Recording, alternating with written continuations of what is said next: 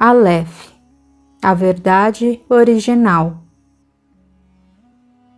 Capítulo 1. O vento, em geral árido e quente, agitava as palmeiras com frenesi. O atrito das folhas ao ar em movimento parecia orquestra harmônica regida por maestro intangível. A paisagem, embora bela, era quase monocromática, tudo em tons de amarelo, inclusive as folhas das árvores que resistiam bravamente à seca prolongada. Quilômetros e quilômetros de deserto eram banhados pela benevolência de um rio cujas margens exibiam luxuriante verde. Havia uma infinidade de choças, culturas de irrigação, árvores generosas e canteiros de plantas medicinais. E homens, muitos homens, mulheres e crianças, escravos ou não, de pele curtida pelo sol poderoso e inclemente, tratavam a terra com desvelo, qual parturiente a trazer gracioso rebento, frágil e precioso. O horizonte ruivo pintava de púrpura as águas plácidas do histórico celeiro, meio místico, meio mítico, de um dos berços da civilização. Tempo 392 a.C. Espaço Egito. Em 399, a 29ª dinastia já ensaiava os primeiros passos. Neferítis I, após derrotar Armiteus em batalha aberta, condenou-o à morte e usurpou-lhe o trono. Em 392, entretanto, o primeiro faraó daquela dinastia veio a deixar o corpo de modo misterioso e precoce. Novamente a disputa pela joia do Nilo se acirrou. De um lado, o filho de Neferítis I, de outro, um usurpador de nome Pisamutes. Não obstante se tenha apoderado do trono, Pisamutes não conseguiu reinar por mais de um ano. Foi derrubado por Hácor, que tomou o poder por ser neto de Neferítis I. Hácor foi soberano do Egito entre 393 e 380 a.C.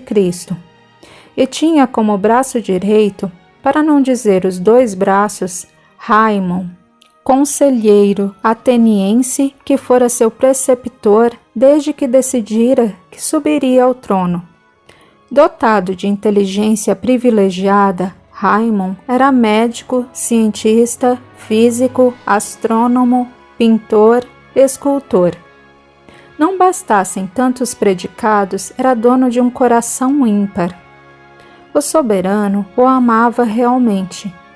Tinha-o como amigo e não como funcionário do palácio, que apesar dos inúmeros convites recebidos, nunca quisera habitar.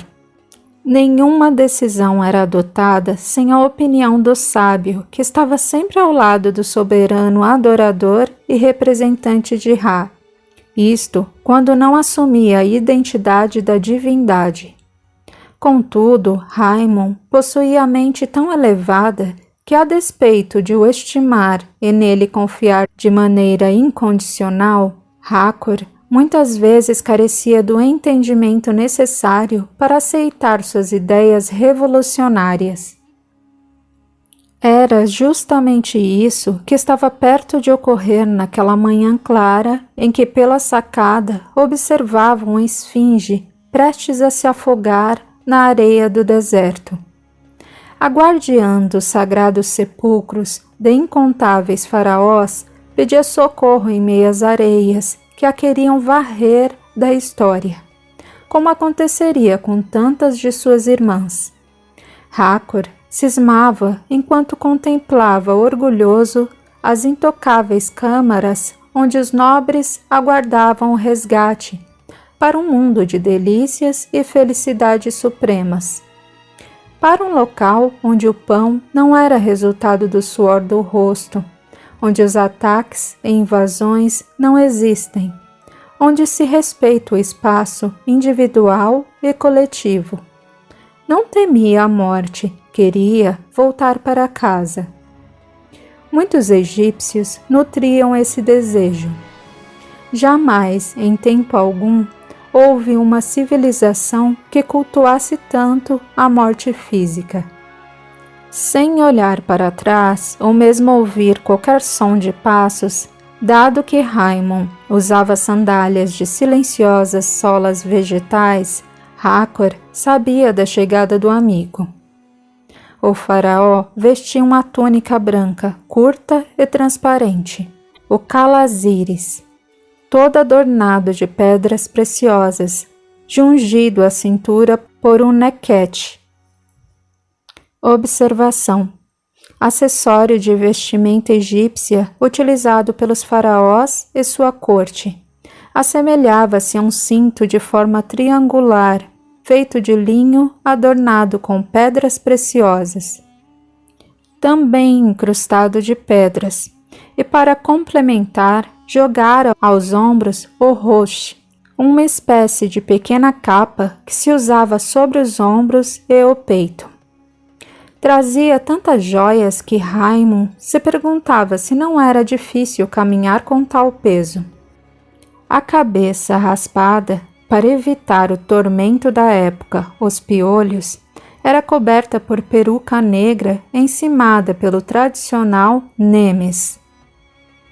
Nemes era um toucado usado pelos reis do Antigo Egito desde o Império Antigo até a época ptolemaica, listrado em ouro e azul. Pensando no paraíso perdido, adorado Ra? Sabia que estava a caminho.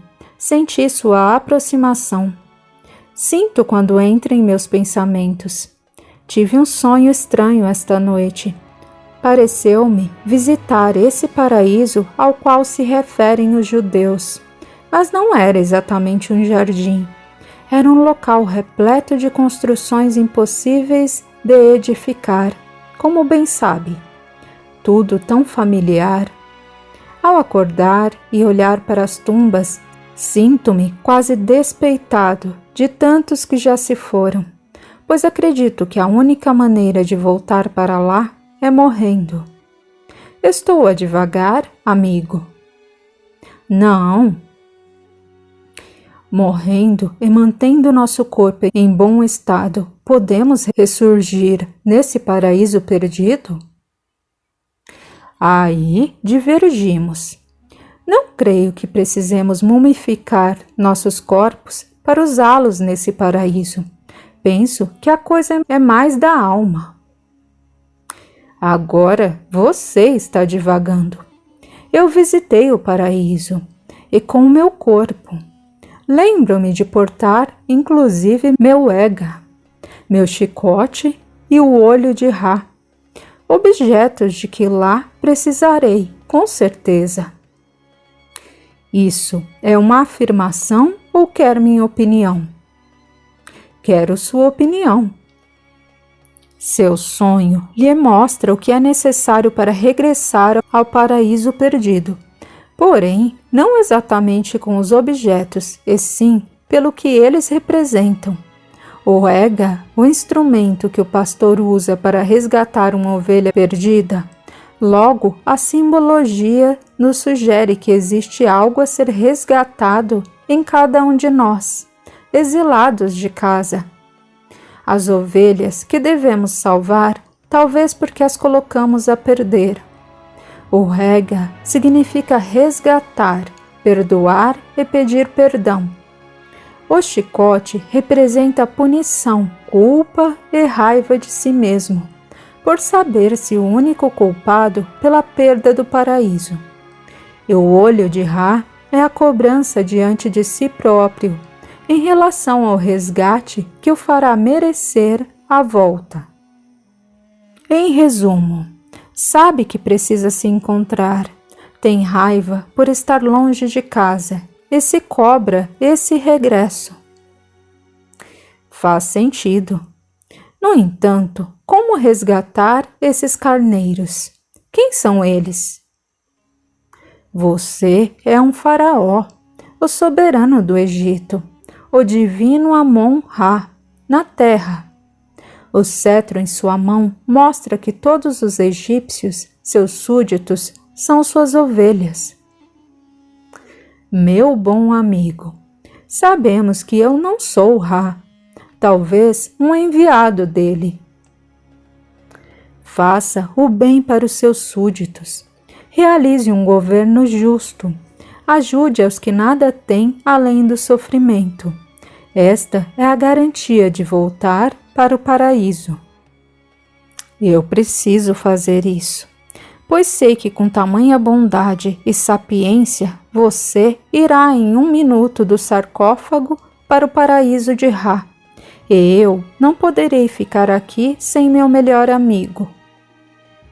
Esteja em paz, já me afeiçoou a terra e suas dores. Não irei para o paraíso sem todos os queridos de meu coração, que vieram de lá comigo.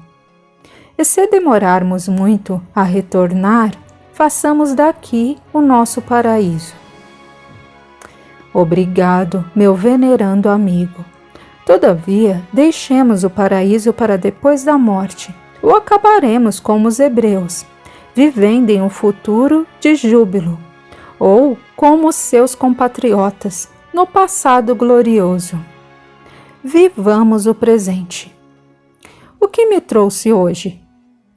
Desenrolando os papiros dos cones de marfim, seus olhos brilharam. Do que se trata? Mapas. Mapas? Sim, do espaço. Você está brincando? De forma alguma. Posso até dizer onde se encontra o paraíso perdido. É um catálogo estelar com mais de 500 estrelas. E o que faremos com isso? Poderemos estudar os diferentes mundos, prever variações climáticas, eclipses e orientar plantações, bem como navegações. Isto tem muita utilidade. Como se pode saber a posição dessas estrelas com tanta precisão? Usando isto.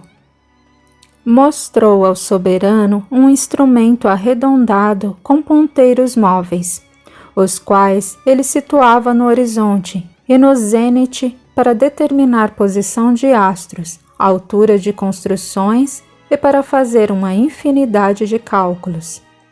Era, sem dúvida, um ancestral do astrolábio.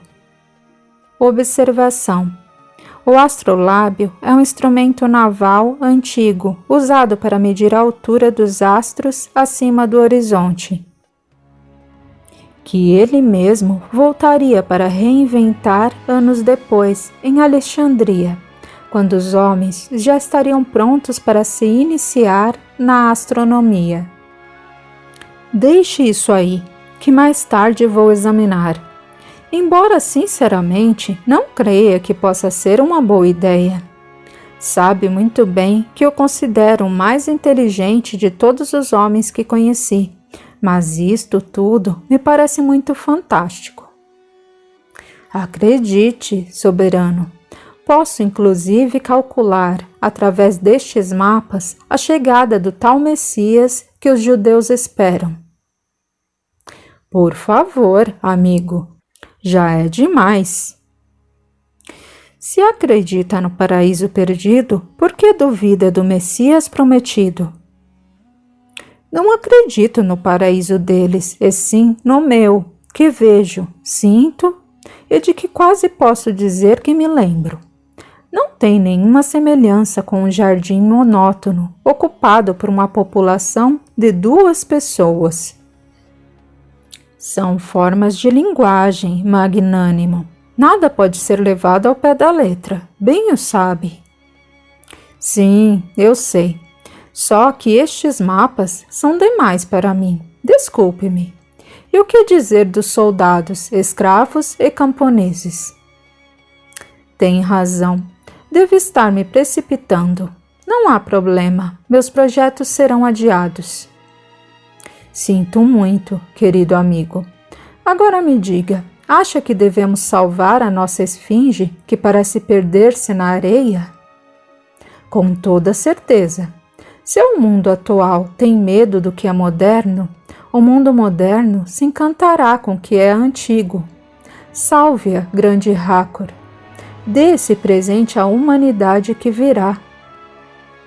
Amigo Raimund, como andam os serviços para minha câmara mortuária?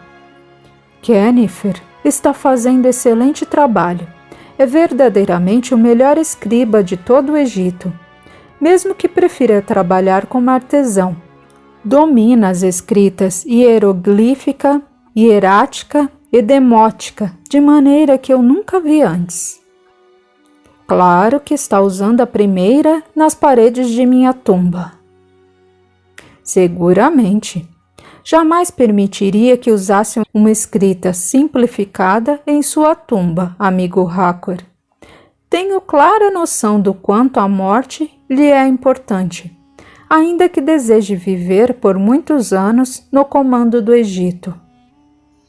A morte me fascina. Daí porque desejo ser colocado em um palácio depois de morto. Esteja em paz, Yennefer. É, além do mais, meu amigo. Sei como é capaz de escolher bem um profissional, por isso o chamei hoje. Akhenaten, meu melhor olheiro, acaba de chegar e trouxe-me notícias nada animadoras. Os persas planejam atacar-nos. Derrubar a 29ª dinastia de herdeiros legítimos do trono egípcio e voltar a dominar estas paragens. Qual o grau de confiabilidade de Akhenaten e sua informação? Total. Preciso de sua ajuda. Meu exército não está em sua melhor fase. O que pode sugerir-me? O sábio mordeu o lábio inferior e rugas apareceram entre seus olhos de um negro inimaginável. Não quero a sugestão agora. Conheço-o há muitos anos e sei da sua capacidade estratégica quando no silêncio de seu lar. Conversaremos amanhã, neste mesmo horário, entre o surgimento de Khepri, nome dado a Ra no nascente, e seu apogeu, por volta de meio-dia, que não demora. Como quiser, ilustre amigo. Permita então que me retire. Vá, até mais. Raimund curvou-se e saiu de costas da presença do soberano, até virar em um dos muitos corredores do labiríntico palácio faraônico, repleto de estátuas e colunas, pintadas e adornadas de escaravelhos, cobras e gatos. Atravessou numerosas portas, até se ver fora da gigantesca construção, e caminhou lentamente para a casa. Sua casa, na verdade, era sua oficina. Ali estavam seus ajudantes, aprendizes e discípulos, sempre às dúzias. Alguns o chamavam de mestre, outros de senhor, e os mais jovens de pai, ao que ele costumava protestar, em vão. Em seu grupo de artesãos a serviço do faraó, elegeram um chefe, Yennefer, por quem tinha genuína estima e a sensação de ser seu antigo conhecido. Um homem de trato cortês e voz pausada, meigo e atencioso, totalmente dedicado ao trabalho e à família, composta de 2 esposas e 3 filhas. Yennefer escrevia em grandes blocos de pedra e traçava desenhos que chamaram a atenção do líder. O que significa isso? Estou tentando fazer que esta pedra pareça um umbral entre a tumba e o paraíso perdido de Amon-Ra. Percebi, e está muito belo. Porém, me admira um artesão que saiba pintar tão divinamente. Foi com o senhor que aprendi. Não, amigo, eu apenas fiz aflorar um dom que já possuía. Nada posso ensinar a alguém sem a predisposição para as artes. Trouxe essa bagagem ao nascer. É sua. Obrigado, mestre. Conte-me, Kennefer, de onde conhece estas construções? Acaso se entrevistou com o faraó sobre suas supostas viagens a um paraíso perdido? Não seria tão ousado, mestre. Estas construções refletem imagens que me vêm às vezes. Aimon olhou fixamente os desenhos bem traçados que mostravam a cidade futurista, até para quem a visse hoje. Era algo de que Hakor se lembrava, e ele também. Um paraíso perdido para o qual apenas a morte poderia devolvê-los. Nesse momento, como o faraó, desejou morrer. Acredita que esse lugar existe? Não sei responder a essa pergunta, mestre. Minha primeira esposa, Afra, acredita em paraíso perdido pelo pecado de Eva e todas essas coisas que Moisés escreveu. Já leu a Torá? Algumas vezes. Afra faz questão. Imagino que nada dirá ao faraó. Ele me puniria seriamente por estudar algo que não diz respeito a Amon-Ra. De fato, o faria, unicamente por obrigação e tradição, pois sei que ele próprio já se interessou pelos textos sagrados dos israelitas. Se não o leu, foi por causa de sua ociosidade inata. Porém, obrigou a isso a pobre Shaya, dando-lhe muito trabalho para responder a inumeráveis perguntas. Ele se interessou mesmo? Sim, até declarou que, se convencido, passaria a impor o culto do Deus único em todas as terras egípcias. E quase se convencera, até o ponto em que Shaya afirmou que o paraíso era um enorme jardim, enquanto ele o concebia tal qual o retrata agora. Mas é só uma analogia. Eu e Afra entramos em acordo quanto a isso e nos entendemos perfeitamente. O faraó perdeu o interesse pelo assunto e sei bem o quanto se entende com Afra, tanto que nem imaginava que tomaria uma segunda esposa. E que esposa! Seu tom se tornara jocoso. Caia é apenas uma criança grande. Como de hábito, Kennefer defendia a temperamental segunda esposa. Sentiu um misto de amor e compaixão pela nefasta moçoila, dona de coração egocêntrico e ardiloso. Para ela, os fins sempre justificavam os meios, e invariavelmente obtinha o que queria, tendo por principal arma a generosidade do marido e da primeira consorte. Aimon se limitou a sorrir, sabedor de quanto o amigo amava a família inteira. Absteve-se de opinar. Seu desejo mais íntimo era dizer ao bondoso artesão que se divorciasse daquela infame o mais rápido possível e recuperasse a paz que reinava em sua casa antes do trágico acontecimento. As lembranças assomaram-lhe à mente, tão vivas como 5 anos atrás, quando Kennefer chegou chorando para o trabalho.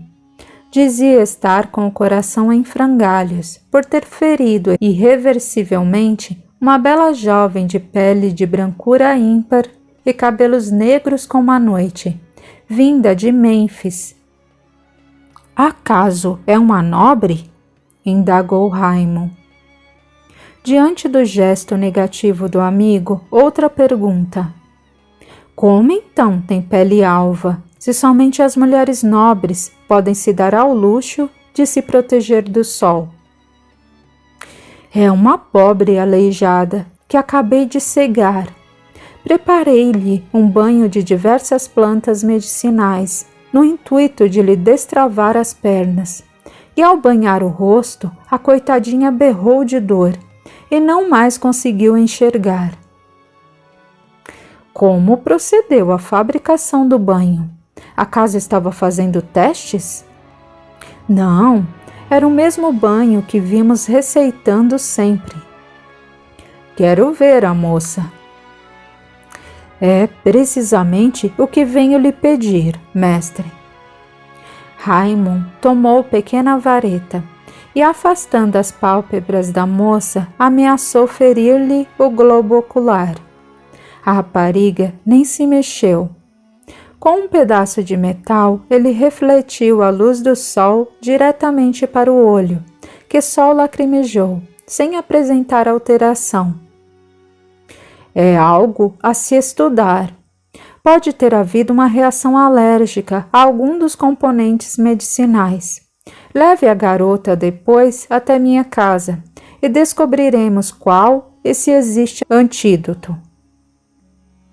Qual não foi a surpresa de Raimund ao ouvir, no outro dia, o amigo pedir permissão ao sacerdote Nectamun para se casar com a enferma. Aconselhou sem sucesso. Você não conhece essa pessoa, não sabe a que família pertence. Deve tratá-la, mas não esposá-la. Nenhum argumento demoveu o artesão da ideia, e assim, em poucos dias, sob as bênçãos do sacerdote e do faraó, Quennefer tomava por segunda esposa Caia, seu maior desafio naquela existência.